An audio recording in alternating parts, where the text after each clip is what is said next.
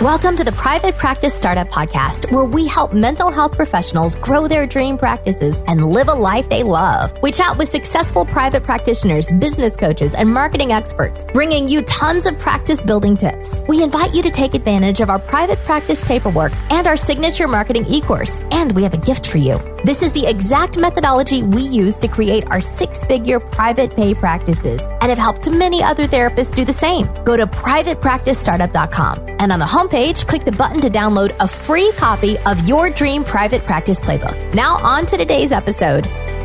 Hey everybody, welcome back to another episode of the Private Practice Startup Podcast. I'm one of your hosts, Katie Lemieux, and I am actually here with Dr. Kim Grosher, our coach for our private practice marketing e-course and coaching program. Hi, Startup Nation. Yeah, I was like, she's giving you a wave. I always have to make the visual things visual through audio, yes. Since we are on audio and not video. Anyways, we do this series throughout our podcast journey of 7 years called Where Are They Now? And it's just our opportunity to step back, reach out to one of our coaching clients and just touch base with them and figure out, where did they start before coaching with us? Where are they now? What are they doing? And a lot of times they're doing amazing, great things. So it's always good. It's a selfish thing to reconnect with them. We get to hear all the goodness they're doing, but it's really meant to help shape and inspire you on your private practice journey, hearing from, colleagues just like you. So, our guest today is Dr. Danielle Graddick. Dr. Danielle is a clinical psychologist who's licensed in New Jersey and New York. She earned her doctoral degree in clinical psychology with a specialization in forensic psychology at Wright State University School of Professional Psychology in 2019. Ooh, that's a mouthful. Dr. Graddick currently maintains a private practice in Montclair, New Jersey, where she conducts individual therapy and psychological testing. And in her free time, she's cooking, playing with her two cats, Charlie and Darwin, hiking, or binge watching a new series. Welcome, Danielle. Hi, thank you so much. I'm really honored to be here. Yes, we're so excited. So excited to have you, Danielle. Yes. Well, before we dive in, let's just take a quick moment for our sponsor. Hey there, Startup Nation. Want to take your private practice to the next level? Check out Mental Health Marketing, a professional digital creative marketing agency designed just for mental health clinicians. From custom logos to professional websites and even a unique referral network building program, they've got you covered. They offer clinician-centric marketing strategies tailored to your practice's annual revenue, so it's always affordable. Book your initial consultation through mentalhealthmarketing.com and get a free 1-hour call when you mention the private practice startup. That's mentalhealthmarketing.com. You won't want to miss this. So, Kim, I'm going to let you lead the way since the two of you have been working together. And okay. All right. So, Danielle, let's start off by having you tell us a little bit about your journey, even coming to the field and coming to be a therapist. Sure. Well, I'll start in the early, childhood days where I fell in love with psychology because my sister and I used to binge watch Law and Order Special Victims Unit. Whether it was appropriate or not is a different question. But I fell in love with this one character. His name was B.D. Wong, and he is a forensic psychiatrist.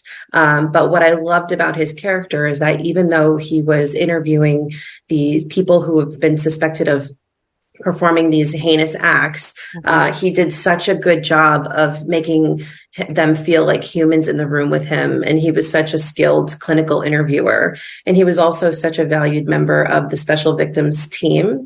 So from there, I kind of fell in love with this idea of forensic psychology. And I thought that was really, really interesting and that you could do really good work in these systems that can be overwhelming and even harmful sometimes to different folks. So I kind of decided that I was really interested in forensic psychology. So from then on, I specialized in it way up until I completed my internship at Bellevue Hospital in New York City.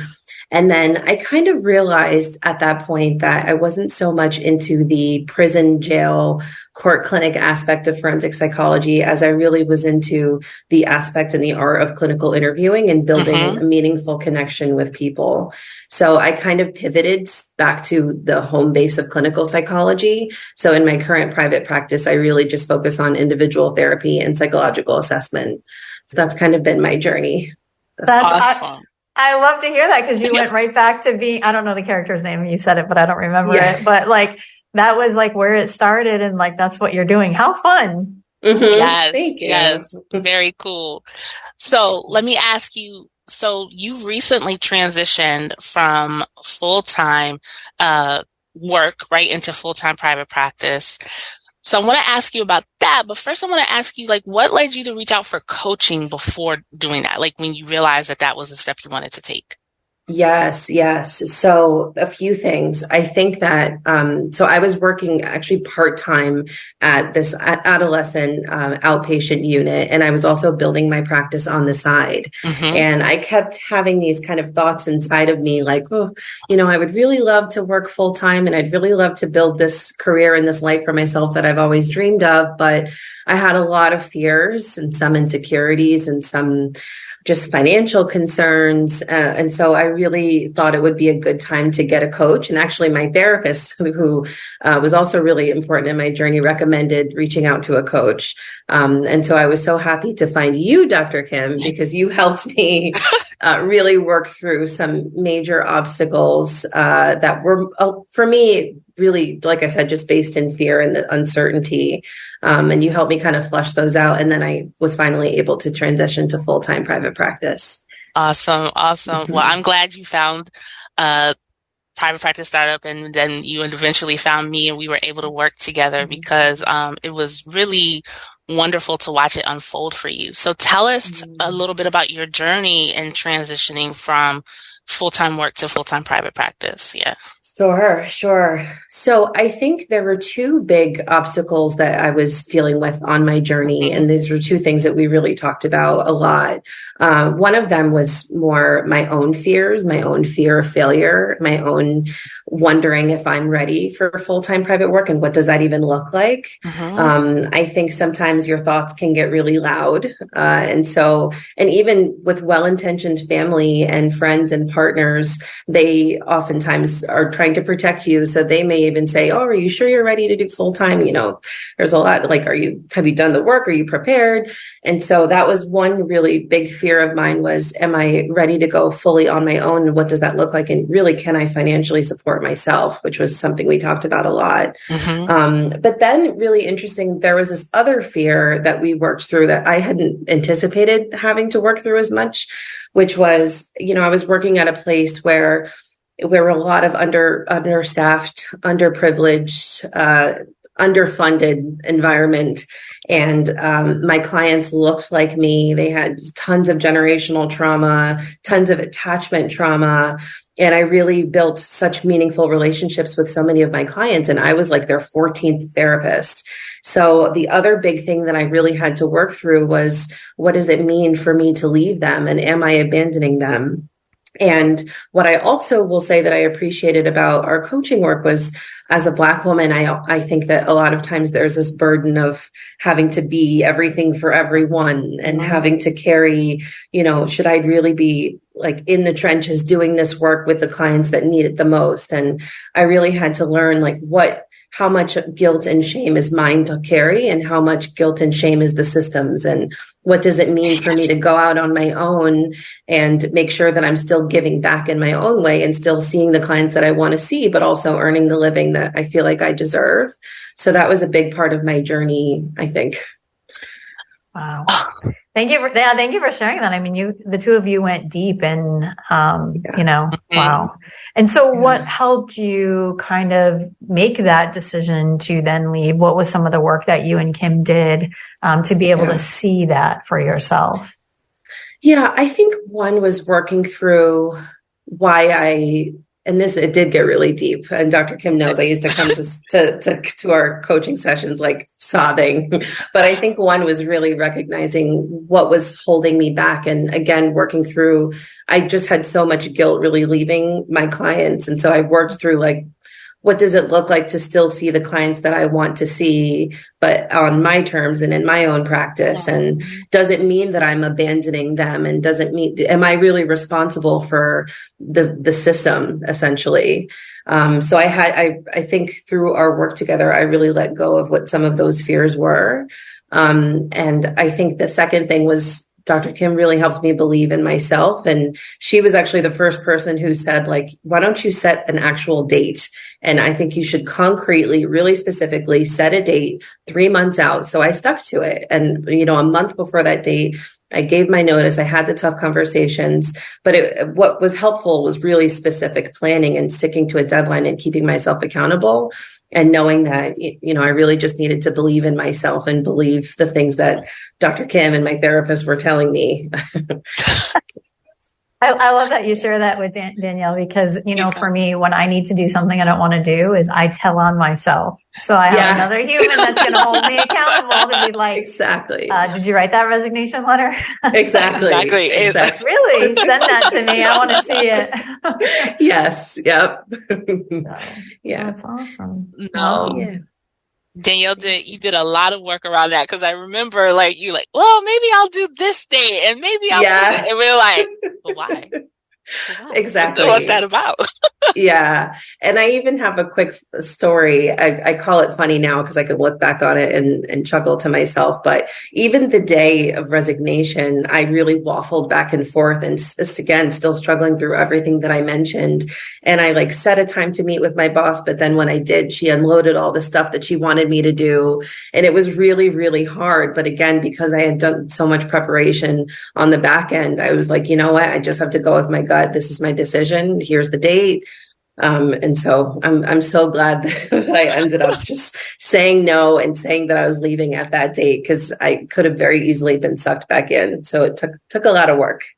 I'm totally present to that moment, right? Like when we've worked ourselves up for this big conversation and, hey, can I talk with you? And then they unload us. And then it's like, you're not even hearing what they're saying, because you're like, exactly. Well, should I not talk about it? It's not the perfect time. Exactly. No, I can't take this on. I came here for a reason. and then and they're like, oh, what did you want to say? And you're like, yeah, I'm doing it. Exactly. Yeah. To be human. Yeah. So Danielle, tell us a little bit about your journey now that you are in full-time private practice. Like now that you are doing it, you are living it. What has that been like? Yeah. Yeah, I'll say all the great things and then I can kind of address the more challenging things. I think I think the biggest joy from all of it was learning that it wasn't all of the things that I tried to tell myself were not actually representative of what my real experience was, that it was way easier for me to be organized and way easier to attract the kind of clients who I feel like I would do the best work with.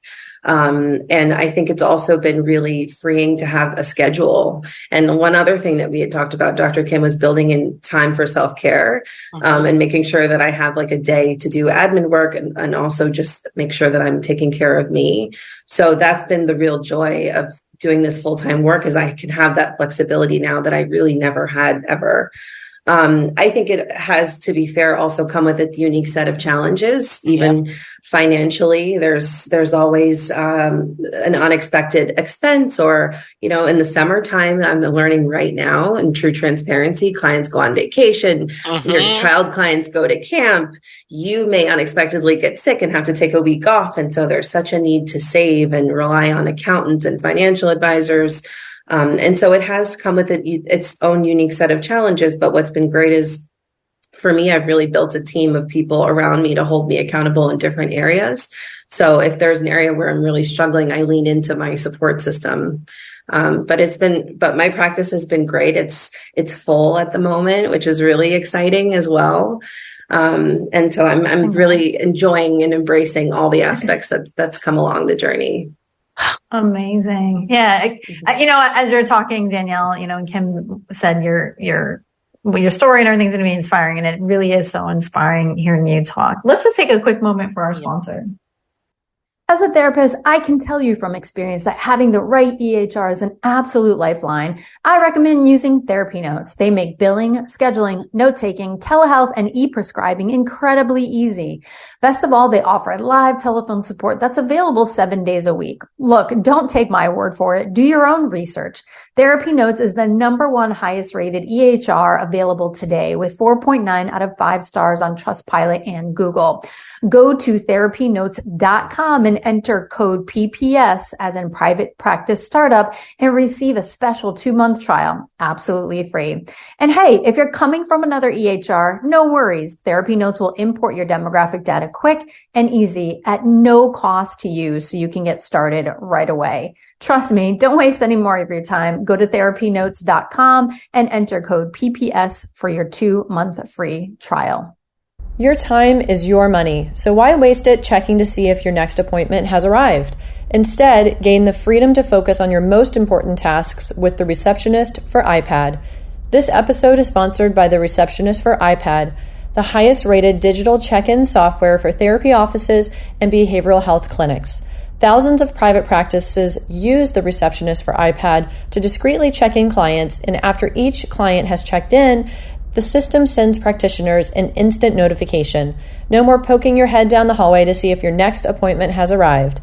Go to receptionist.com/PPS, as in private practice startup, to start your 14-day free trial of the Receptionist for iPad today.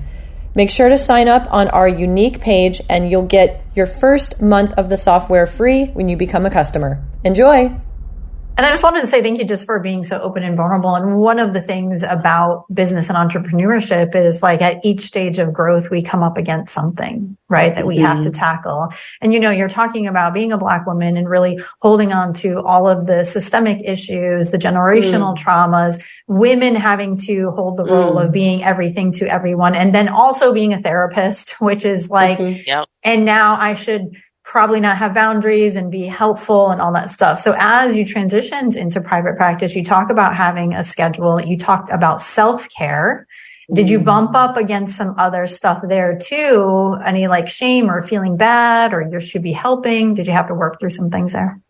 Absolutely. I think one of the biggest things that I'm working on, and it's an ongoing journey for me, is what kind of is actually setting my rate and understanding that there's, I would like to be able to pay my bills, but I would also like to be able to see the clients where there's a lot of need. And so I've been working through the shame of what it means to charge the rate that I might charge. But what it also means to know that I operate on a sliding scale so I could meet clients where they're at, and still see the clients that I was seeing at the site where I worked part-time. And so I think that shame is with me all the time, especially when it comes to working with people of color, in New Jersey and in New York. And I think the other one too, not to be repetitive, is just like, again, preparing for the financial bumps, then the ups and downs, and making sure that I'm being really organized and keeping myself accountable as well. Gotcha. And go ahead, Kim. Go, Katie.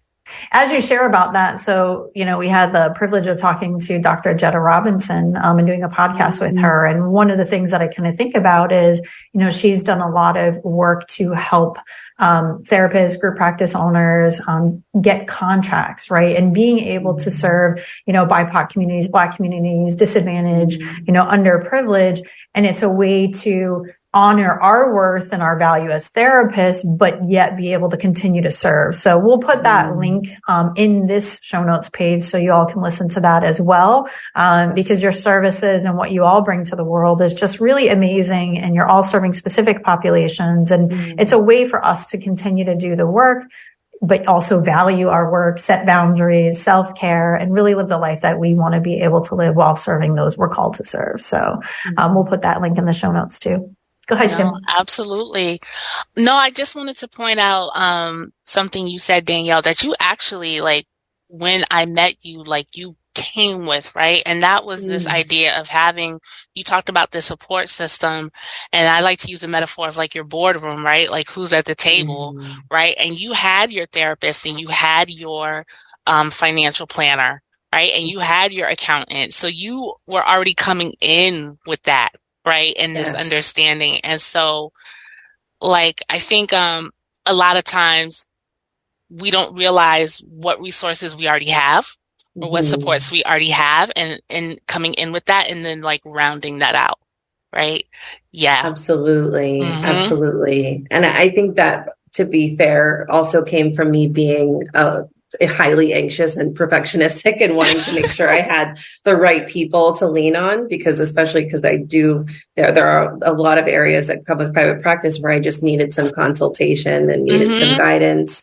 But you're right. I was so fortunate to have come to the table with that already, because I do think that made the transition a lot easier. And even now at this stage in full-time private practice, I lean on them even more, because there's just always something that comes up. There's always new things to learn and new ways to grow. And so I think that support system is so key.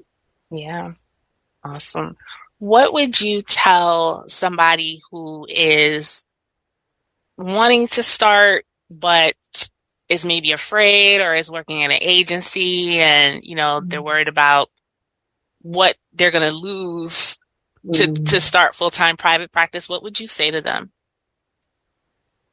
I think the biggest thing that I would say is to trust yourself and take care of yourself.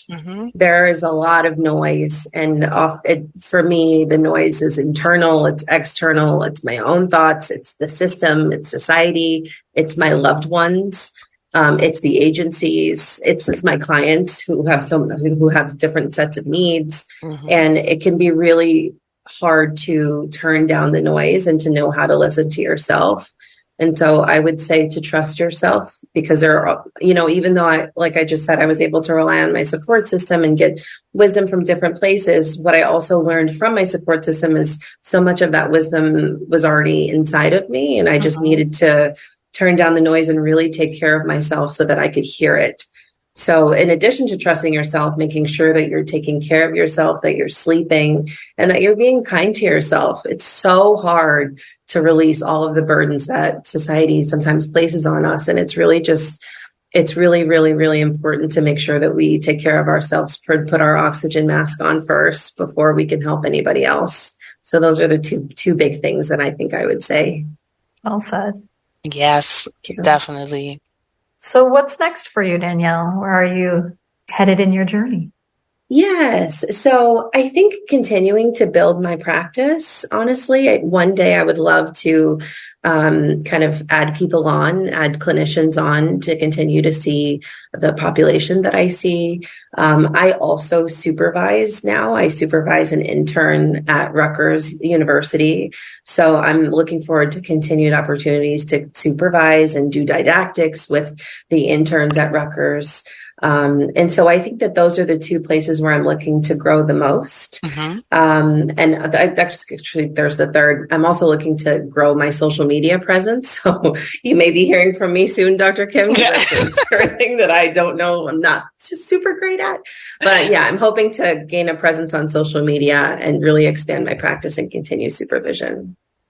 Awesome. I am so happy you were able to join us today. Yes. And you were able to share your story with people. I'm sure you're going to inspire so many clinicians out there with your journey, and like really helping them to, take that step, understanding that fear is a part of it. Questioning yourself is a part of it. There's going to be some guilt and shame around certain issues, specific to who you are, the type of work you do, where you're coming from, but that doesn't have to stop you. It is something you can work through. That's beautiful.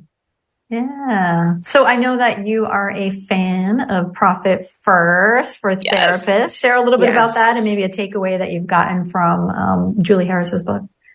Yeah. So I think the biggest takeaway in just using the Profit First method in general is to have a system in place. Because if you're like me, it's really easy to get swept away with the tides of how much is coming in, what needs to get taken out, make sure you're also saving. So I think the biggest takeaway for me was have a system where you can actually track what's coming in and where you know how much to allocate to your expenses and to your savings. and to just be really aware and don't be scared of looking at your money and just make sure to kind of stay on top of that system. Well said there too. And I love Profit First with Mike McAllowitz and all of his books. And I know Julie has created Profit First for Therapists and really talking about that framework and diving in. And it's interesting because I'm actually entering a new coaching program for entrepreneurs, and we have this it's called Cash Day. This is Cash Day this quarter. And part of coming to Cash Day is to bring 12 to 24 months of P&L statements. So I said to my coach, I was like, I don't know if I have that. Am I supposed to bring it? And I was like, wow, this is a blind spot right here. Like, my accountant does those, but I don't really look at them, right? Because I've been tracking the cash that comes in, and I have kind of set expenses and standard, and I'm great at saving and, allocating monies, but it's like, wow, I haven't really dove into the nitty gritty of the expenses. So no matter where you are in your journey, there's definitely still blind spots. And, going back to what Danielle said earlier, is having that accountability to help you kind of see it is really important. So a non-success story, where are you now question. So since your journey really started with SVU, what do you enjoy watching now? Oh, I'm watching The Bachelorette, and I have feelings about it, but I'm currently watching that. The season finale's in a few days. I also am watching Night Agent on Netflix. That's another crime series and a love story. Yeah, that's a good one. And I think always what I'm watching in the background, it's kind of my de-stressing program, is The Office. I've seen it a million times, but the humor and the lightheartedness of it really helps me. So I'm watching that as well. Awesome. Yeah. Well, Danielle, thank you so much for being here with us today. You've been amazing. What do you hope that our audience takes away from your message today?